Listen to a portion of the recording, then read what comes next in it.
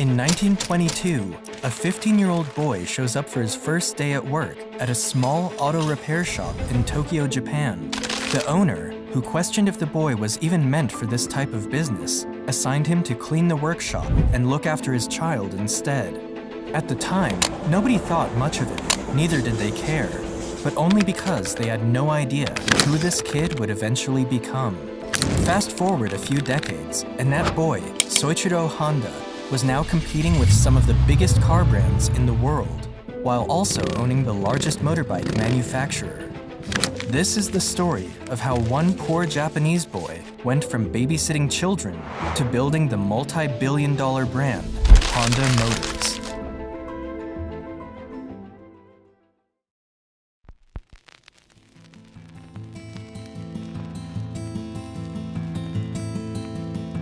The story begins in 1906 in a small poverty-ridden village called Tenryu, Shizuoka, at the foot of Mount Fuji. It was there that Gihei Honda and his wife welcomed their first son, Soichiro Honda. Soichiro's father was a local blacksmith from the village who also fixed bicycles on the side, while his mother was an accomplished weaver. Raised in difficult economic situations, Soichiro lost 5 of his siblings growing up due to health issues. When Soichiro was 8 years old, he was going about his normal routine in the neighborhood when he heard a strange rumble that grabbed his attention. He followed the sound until he came across a big piece of strange machinery rolling along on 4 wheels. This machine was a Ford Model T, and Soichiro was left captivated by what he had just witnessed. It was the first car I saw. What a thrill! I could not understand how it could move under its own power. And when it had driven past me, without even thinking why, I found myself chasing it down the road as hard as I could run. This experience left a mark in his life that would forever change the way he would engage with machines. He learned how to wet the blades of the farm machinery and repair bicycles. He was fascinated by all kinds of engines and motors. But Soichiro hated the idea of going to school, and instead of pursuing a proper education, he spent the majority of his childhood helping his father with his bicycle repair business. His lack of interest in school affected his grades so terribly that he used some rubber that he found to forge his family's stamp on his grade reports. That way, his father wouldn't need to sign the paper and see his grades. Eventually, he got caught, and his father punished him by making him kneel on his knees for an entire day without lunch. In 1922, Soichiro came across a magazine ad for a Tokyo-based automobile servicing company called Art Shokai. He reasoned that, since the company was one of the most popular motorcar services in the city, they might be in need of new workers. So, he wrote a letter to Art Shokai, inquiring about a job, and luckily enough, he received a positive reply. So, at the age of 15, Soichiro dropped out of school, left home, and headed for Tokyo in pursuit of his dreams.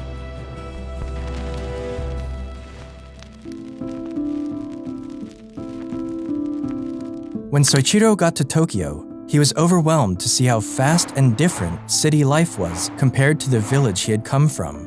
When Soichiro arrived, the shop's owner, Yuzo Sakakibara, had a job already prepared for him. He was to babysit the owner's child. Soichiro was disappointed to find that over the next few months, he wasn't making any money, and the only work tasks he was assigned was to carry a baby wrapped around on his back. The only thing that made him stay was the shame of returning home a failure and facing his parents. As time went by, the owner couldn't keep up with the high demand of his automobile business, so he finally pulled Soichiro in to help him out. Even though Soichiro started out doing menial tasks, he gradually climbed his way up until he became a trusted mechanic at the company.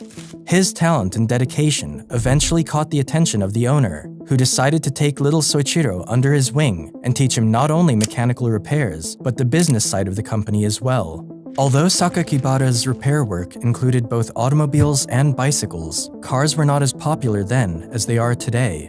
Not only were automobiles a luxury that only people of the upper class could afford, but most of the automobiles around at the time were foreign-made. Through his work, Soichiro quickly became familiar with a wide range of automobiles, including Lincolns, Mercedes, Daimlers, and even various motorcycles that were brought into the workshop.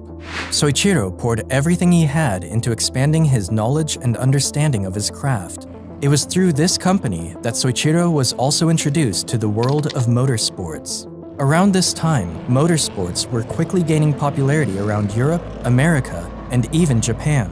And in 1923, Sakakibara himself began to build racing cars with the help of his workers, including Soichiro.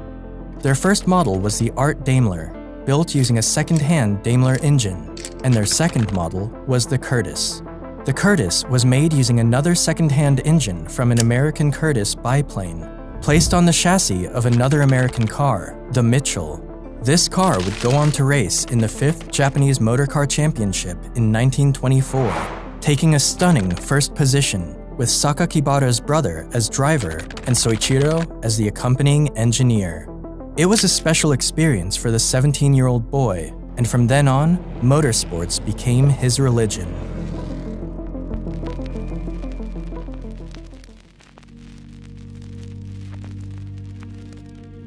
In 1926, Soichiro was drafted for military service, but didn't pass the medical exams as they revealed that he was colorblind.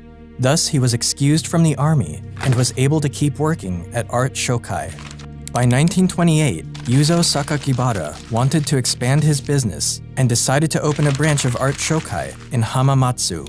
He believed there was no better man to leave in charge than his young apprentice, and at the age of 21, Soichiro was called upon to run the new branch. However, Soichiro's repair shop struggled during the first year, largely because people didn't want to entrust their cars with someone so new and so young. So, Soichiro had to live off the scraps that other repair shops cast aside. Still, the young man used all the knowledge and skill he had acquired over the years, and in time, he successfully managed to grow his business. By the 1930s, his new shop had grown from a one-man operation to a staff of 30 people. The branch grew at an incredible pace during the next few years, and with so much work to be done, Soichiro had to bring his wife in to help run the company. Even though Soichiro was known as a brilliant mechanic, he was also a prodigious racing driver, and this was another skill that helped him stand out from his peers. Inside his shop, Soichiro had built the Hamamatsu race car, in which he managed to set a new speed record by driving it up to 120 kilometers per hour, a record that stood for 20 years in Japan.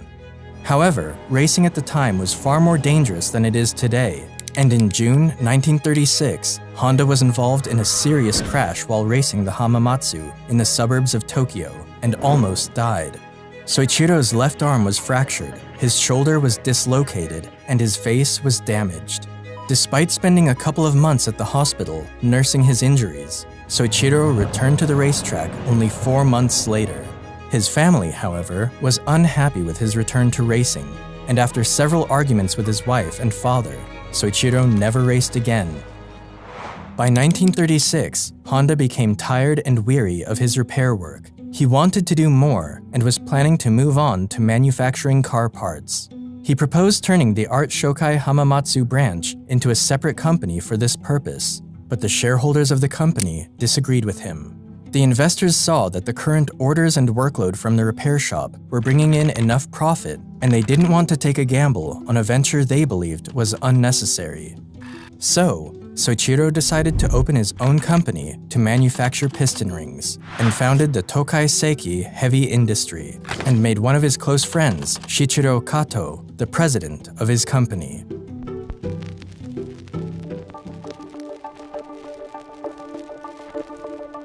Soichiro and Kato worked tirelessly in their new venture, and together started the Art Piston Ring Research Center.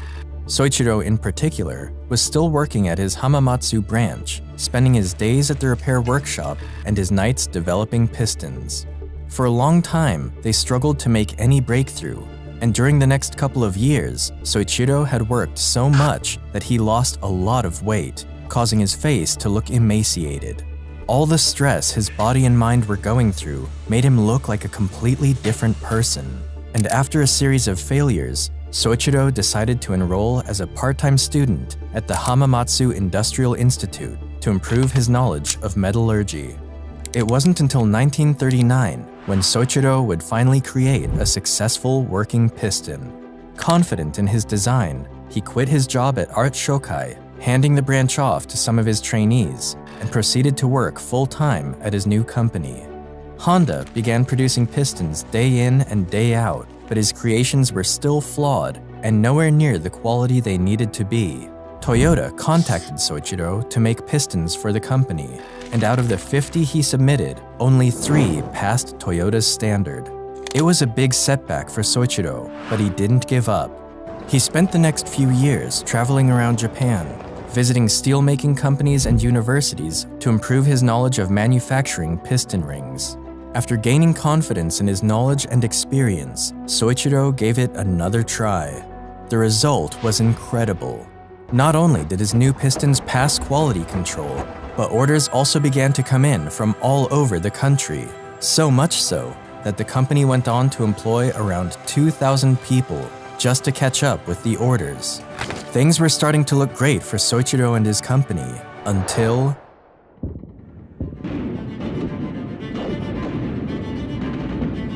Japan joined the Pacific War in 1941, and Soichiro's company was placed under the direct command and control of the Ministry of Munitions. The following year, Toyota took over 45% of the company's equity, and Soichiro was downgraded from president to the position of senior managing director. Things went from bad to worse as many male employees began to resign as they were drafted for military service, and his company began to struggle. Soichiro did everything he could to keep his company afloat, but he wasn't ready for what was yet to come. In 1944, air raid sirens began to intensify in Japan, and it became very obvious that the country was headed towards defeat. Hamamatsu was in great danger, and Soichiro's company was struck by a direct bomb blast, destroying the factory. The company would go on to suffer a second misfortune in January 1945, when the Nankai earthquake shook the region and the Iwanta plant collapsed. Japan eventually surrendered in August 1945, but by then, Soichiro had nearly lost everything. After the war, Soichiro decided to sell what was left of his company to Toyota for a sum of 450,000 yen, and publicly told everyone that he was going to take some time off to figure out what the future would hold, as Japan was left in ruins.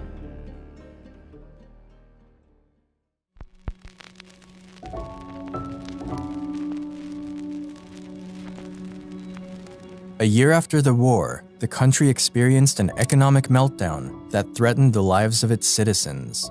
There was a shortage of food, clothing, and shelter, and resources were rationed. As a result, Soichiro couldn't even find enough gas to drive his car to the market and buy food for his family. One day, Soichiro came across a generator engine that belonged to the Japanese Imperial Army, which was used during the war to power up a wireless radio. He was fascinated with the engine, and after figuring out how it worked, a bright idea came to him. What would happen if he attached this engine to a bicycle? By no means was this a new invention. The practice of clipping a motor onto a bike was common in Europe, and a few of these had even made their way to Japan. But Soichiro knew the country was in desperate need of cheap transportation. And so, in 1946, Soichiro used his old warehouse to establish the Honda Technical Research Institute for the sole purpose of figuring out a way to make motorbikes. There, he and a staff of 12 men followed through with his idea and successfully managed to put together a motorbike using some engines he found along with other spare parts. These new bicycles instantly became a hit, and orders began to come in from different parts of the country. Soon enough, Soichiro was running out of used engines, so he decided to design and develop one of his own. In 1947, he finished the Type A engine, and for the very first time, the Honda name was emblazoned on a machine.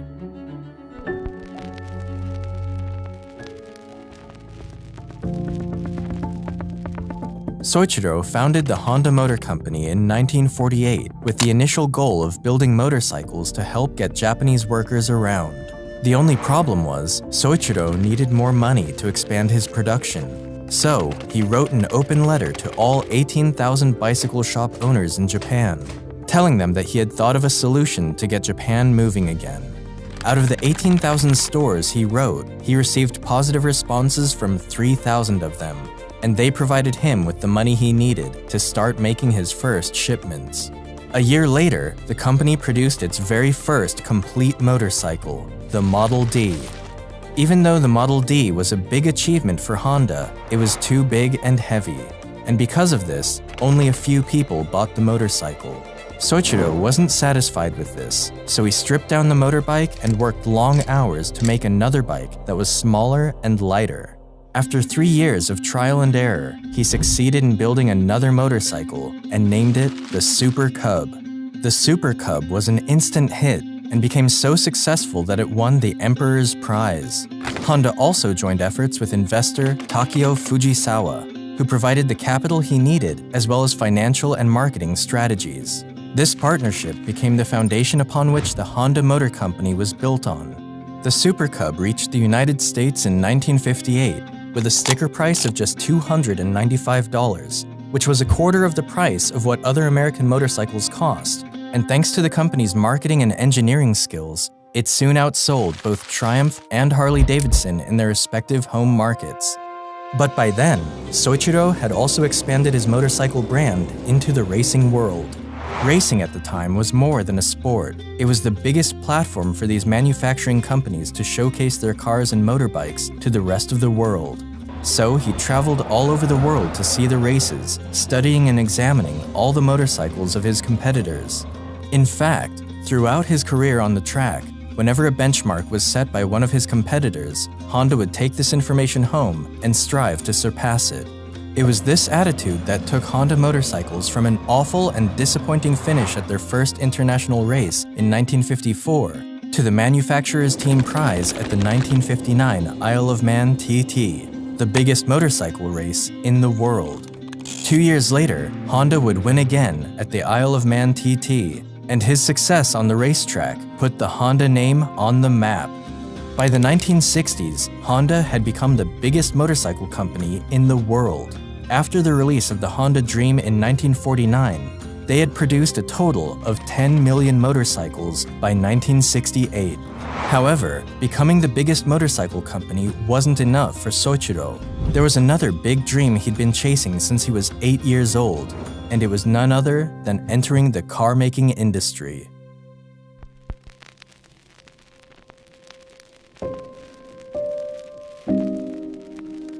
When Soichiro announced he was going into the automobile market, many people warned him that it was too risky for the company and that he was better off just making motorcycles. Around this time, Japan had Nissan, Toyota, and a few other companies who were competing in the tough world of the automobile market. And Japanese officials tried to convince Soichiro that the country didn't need another car manufacturer, but Soichiro didn't listen to their arguments. Honda debuted its first automobile in 1963 with the release of the T360 mini truck, a small but reliable pickup truck. Unfortunately, the mini truck never gained much traction, and it was soon followed with the company's first ever sports car, the S500. This S500 was a two-door roadster with a 4-speed transmission, capable of reaching 80 miles per hour. It was a smaller car, but it was smooth and easy to drive. But sadly, only around 1,300 cars of this model were built, making it one of the rarest Honda cars ever made. But just like Soichiro did with his motorcycles, Honda brought its cars into the racing world. The Honda RA271 made its Formula One debut at the 1964 Belgian Grand Prix. It only took 1 year for Honda to achieve a first-place victory at the 1965 Mexican Grand Prix with their new successor, the RA272. But despite its early success on the racetrack, Honda was nowhere near beating its competitors in the car market. So they took a break from racing and turned their attention to building one of the most successful cars in the automobile market, the Honda Civic. Honda debuted their new model in 1972, and in the following years, it became one of the most popular cars in the world. One of the reasons for its success, especially in European and American markets, was due to the oil crisis of the 1970s. During this period, shortages of fuel spread all over the world. And to tackle this, Soichiro devised a brand new method for fuel management called the compound vortex controlled combustion. or CVCC for short. This allowed people to travel further distances with their car without burning too much fuel. The Honda Civic also tackled the pollution problem caused by exhaust gases by adding a catalytic converter to its vehicles, something that other big automakers didn't consider as much at the time. And just like that, Honda was rapidly becoming popular in the automobile market.